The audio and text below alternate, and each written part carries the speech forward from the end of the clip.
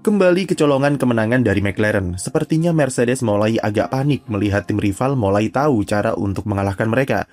Mercedes hanya menang 2 kali dalam 6 balapan terakhir, yang mana 2 diantaranya mereka kecolongan dari Lando Norris bersama McLaren yang menang secara merit di Hongaria serta Belanda. Berbeda dari Ferrari yang punya faktor keberuntungan di Barcelona serta Inggris, kedua kemenangan McLaren diraih dengan performa mobil yang lebih meyakinkan. Bahkan di GP Belanda kemarin, Norris bisa curi kemenangan dengan salib Kimi Antonelli di lap-lap akhir, yang sepertinya sudah jadi tanda alarm bahaya bagi Mercedes kalau tim rival sudah bisa mengejar. Antonelli bahkan berkata kalau W17 bukanlah mobil tercepat lagi, dan merasa sudah dilangkai oleh McLaren yang rajin keluarkan upgrade akhir-akhir ini. Faktor upgrade McLaren yang cukup ekstensif memang sangat berperan dalam peningkatan performa MCL40. Setelah berikan perombakan floor dan bodywork pada GP Hongaria, McLaren masih lanjutkan pengembangan mobil dengan berikan upgrade aerodinamika GP Belanda.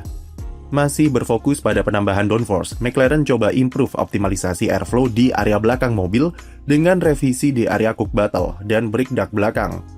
Solusi unik juga mereka perlihatkan dari desain end plate yang mempunyai 3 elemen upwash untuk meningkatkan efisiensi downforce di sayap belakang. Hasilnya adalah downforce yang dihasilkan juga semakin besar, tanpa memperparah drag yang ditimbulkan di lurusan. Upgrade ini adalah pelengkap dari upgrade di Hongaria yang fokus utamanya adalah mencari tambahan downforce signifikan dari perombakan area underfloor. Ditambah dengan upgrade Belanda, McLaren berharap mobilnya jadi lebih stabil saat libas tikungan cepat. Salah satu kekuatan McLaren adalah mereka punya pengembangan mobil yang terprogram dengan baik, dan setiap upgrade yang diberikan selalu berdampak positif ke performa di sirkuit. Berbeda dari Ferrari yang secara kuantitas sangat sering berikan upgrade, tapi efeknya dari satu balapan ke balapan selanjutnya bisa cukup kecil. Faktor inilah yang juga jadi alasan Mercedes mulai terkejar oleh McLaren, karena faktanya adalah W17 baru sekali dapatkan upgrade besar, yaitu di GP Kanada. Berbanding terbalik dengan McLaren yang sejauh ini sudah luncurkan 3 upgrade besar di Miami, Hongaria, dan kemarin di Belanda.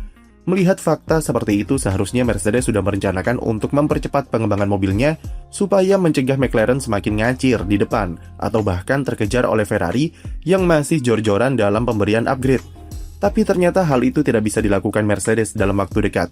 Tim prinsipal Toto Wolff ungkapkan bahwa Mercedes sudah tidak punya alokasi budget cap atau sudah tidak punya alokasi uang yang bisa dipakai untuk mempercepat proses pengembangan mobil. Sebenarnya bukan hal mengejutkan kalau Mercedes sudah kehabisan budget cap, karena beberapa waktu yang lalu, Toto juga sudah beri penegasan kalau timnya tak bisa meniru model pemberian upgrade yang intens seperti Ferrari karena masalah alokasi uang. Dia menjelaskan apabila tim sudah merencanakan pembagian anggaran secara merata sepanjang musim, dan sudah lakukan perhitungan soal kapan waktu yang tepat dalam pemberian upgrade. Tim sudah kalkulasi kalau pemberian upgrade harus di saat yang tepat untuk bisa memaksimalkan poin di klasemen dan bukanlah reaksi impulsif. Strategi pengembangan mobil Mercedes memang cukup konservatif dengan terakhir kali mereka bawa upgrade besar di GP Kanada. Dari 4 tim papan atas, Mercedes jadi tim paling sedikit dalam jumlah komponen baru yang diperkenalkan ke mobil masing-masing dengan total 24 kali upgrade saja. Apabila dipikir secara logika, apabila upgrade lebih sedikit, maka artinya Mercedes juga keluar uang lebih sedikit dalam pengembangan mobil, dan seharusnya mereka punya sisa ruang budget cap lebih banyak di akhir musim. Tapi Toto Wolff ungkapkan kalau mereka sudah tidak punya ruang finansial untuk mempercepat pengembangan mobil. Lantas, apa penyebab Mercedes bisa boncos dan boros anggaran dengan jumlah upgrade yang lebih sedikit? Pertama, kuantitas upgrade tidak mencerminkan besarnya pengeluaran tim dalam pengembangan mobil, karena tidak semua komponen itu harganya mahal dan bisa berbeda-beda. Seperti Red Bull misalnya yang jadi tim dengan spending terbesar musim ini karena sampai 3 kali merombak desain body sidepod dan 2 kali merombak floor di RB22 yang merupakan komponen-komponen mahal. Bandingkan dengan Ferrari yang secara kuantitas upgrade lebih besar, namun pada faktanya spending mereka lebih sedikit dari Red Bull dan McLaren. Ferrari sudah punya base mobil yang bagus, sehingga mereka hanya perlu memberikan upgrade yang sifatnya detailing ke SF26 dan bisa menghemat anggaran secara signifikan. Di kasus Mercedes, ada spekulasi bahwa mereka terlalu banyak habiskan anggaran di awal musim untuk menghasilkan mobil W17 yang dominan, dengan harapan mereka bisa lebih santai di akhir musim. Bahkan kalau perlu, mereka tidak perlu melanjutkan pengembangan mobil yang saat ini saja masih mempunyai keunggulan merata di hampir semua aspek, dan memakai sisa budget cap untuk mulai membangun mobil tahun depan. Namun karena masalah reliabilitas yang menerpa di pertengahan musim dan perkembangan McLaren yang pesat, akhirnya membuat Mercedes terkejar dan mereka sudah tidak punya alokasi budget cap untuk improve W17 lebih jauh. Spekulasi itu dibantah oleh Toto Wolff yang sesumbar kalau mobil yang cepat dihasilkan dari organisasi dan fasilitas Mercedes yang mumpuni untuk beroperasi dengan budget minimal. Tapi itu tidak menjawab soal kenapa Mercedes bisa kehabisan alokasi budget cap dalam pengembangan W17. Kemungkinan paling besar adalah ini adalah permainan Toto Wolff untuk memaksimalkan pengaturan budget cap yang memang agak rumit mulai 2027. Karena inflasi, mulai musim 2026, batas budget cap dinaikkan sampai 215 juta dolar per musim dan ditambah dengan budget cap khusus power unit sampai 90 juta dolar per tahun. Nah, seperti yang kita tahu, mulai tahun depan FIA akan menerapkan modifikasi pada regulasi 2026 dengan memperkuat power mesin combustion secara bertahap yang dampaknya adalah ukuran tangki bensin jadi lebih besar. Karena ada potensi kalau tim harus merombak sasisnya, FIA beri kelonggaran ekstra 6 juta dolar untuk budget cap dari musim 2026 sampai 2028 mendatang. Tapi FIA membagi kelonggaran itu jadi dua tahap, yaitu 3 juta dolar antara musim 2026 sampai 2027, lalu 3 juta dolar sisanya antara 2027 sampai 2028. Tim diberi kebebasan dalam menentukan alokasi ekstranya, asalkan harus dibagi menjadi dua tahap. Selain itu, mulai 2027, tim diperbolehkan membawa uang anggaran yang masih tersisa dari alokasi budget cap di tahun sebelumnya, sebesar maksimal 2 juta dolar. Toto Wolff mungkin melihat perubahan dua aturan ini sebagai peluang untuk bermain long game untuk maksimalkan ekstra budget cap dalam periode sampai 2028.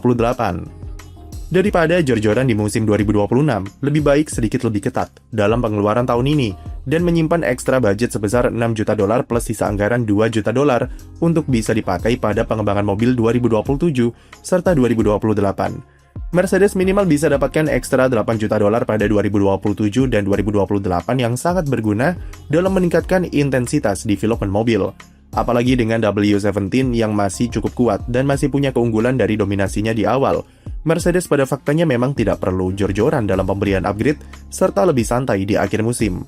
Jadi maksud Toto Wolff adalah Mercedes bukanlah kehabisan uang, tapi berdasarkan rencana yang sudah mereka susun, alokasi budget cap musim ini memang sengaja dibuat ketat supaya bisa dapatkan extra spending untuk 2027 dan 2028. Atau bisa dikatakan ujung-ujungnya ini adalah permainan politik dan bisnis dari Toto Wolff demi target jangka panjang Mercedes.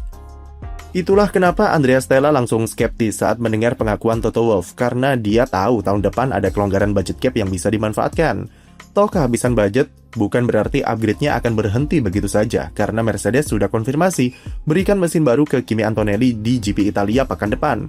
Walau Antonelli dipastikan dapat penalti turun 10 grid karena mesin baru, tapi karakter lurusan Monza dan kuatnya power unit Mercedes bisa memudahkannya dalam menyalip lawan. Selain itu, Bradley Lord, selaku wakil tim prinsipal Mercedes saat summer break juga beri konfirmasi apabila tim sudah menyiapkan sejumlah komponen baru yang akan diberikan pada paruh kedua musim 2026. Hanya saja mereka memang tak bisa menjanjikan waktu karena proses development yang lebih ketat karena keterbatasan budget tersebut. Posisi Mercedes sekarang masih ada di atas kertas, karena walau 2 kali kecolongan dari McLaren, tapi mereka dikalahkan di sirkuit yang memang eksploitasi keunggulan MCL40. Setelah ini akan ada sejumlah sirkuit dengan lurusan panjang yang diproyeksikan Mercedes bakal kembali menunjukkan taringnya di sirkuit untuk mencegah McLaren melangkah terlalu jauh. Keunggulan dan kelemahan keduanya juga saling berlawanan, di mana McLaren kuat di tikungan cepat tapi lemah di lurusan serta tikungan lambat. Sebaliknya, kelemahan McLaren adalah keunggulan terkuat Mercedes musim ini, yang secara general didukung oleh mayoritas sirkuit di F1 yang punya lurusan panjang serta tikungan lambat. Jadi memang agak sulit untuk melihat apakah McLaren bisa pertahankan tren positifnya sampai akhir musim.